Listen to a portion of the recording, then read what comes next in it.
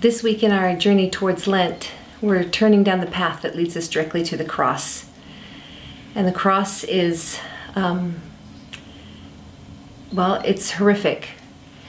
And what we're going to be thinking about this week is the price that was paid. We know what happened after the cross. We know that life was won, life was accomplished because of the cross. But right now, at this point in the journey, it's just about the heavy cost to Christ that he gave for us on the cross. And it feels to me like all the light goes out of the sky for this week. This is just a dark time of focusing on what it really did cost Christ to accomplish what he accomplished on the cross. This is Matthew 26, verse 12. In his answer to the others who are so indignant about what this woman has done, he says, "When she poured this perfume on my body, she did it to prepare me for burial." Wow. The thing that's so kind of shocking to me about this is that Jesus really knew what was coming. He knew that he was going to die. And I'm not really convinced the disciples had a grasp on it. He'd been talking about it now according to Matthew for several chapters. At one point, Peter says, "Oh no, don't even talk about it. We're not going to let that happen." But Jesus rebukes him and says, "No, this is what's going to happen." Jesus is clear. He knows he's going towards the cross. He knows he's going to crucifixion.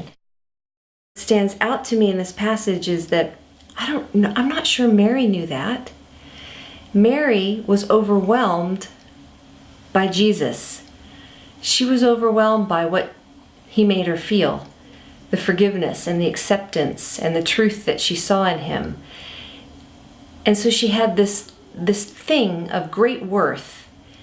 And in her desire to respond to Jesus, what she comes up with is, I could pour this valuable thing over him. I could express my love by pouring this over him. And it was her lavish response of love, and it turns out that it's just what Jesus needed.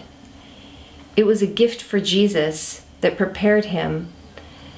It was an act of love that was a sacrificial gift, and it was only for him. It wasn't for,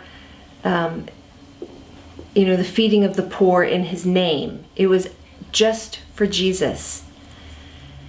This week, as I'm looking at what's coming up for Christ, the crucifixion on the cross, what is it that I could do? What is it that any one of us could do that would just show Jesus our love? She didn't get caught up in serving him, which is a good thing.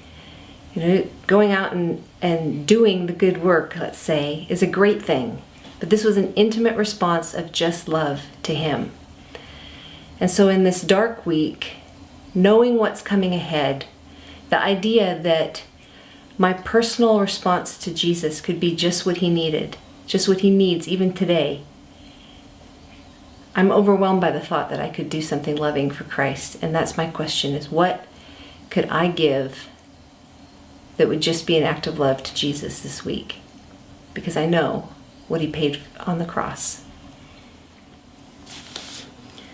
When she poured this perfume on my body, she did it to prepare me for burial. Mary gave a gift. It was a gift just for Jesus.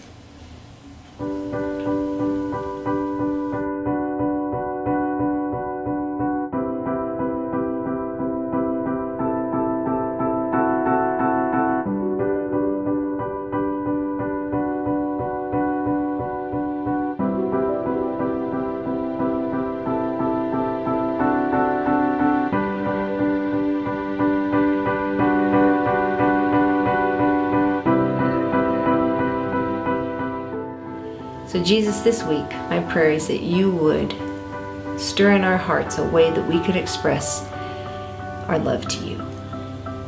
Thank you for expressing your love to us.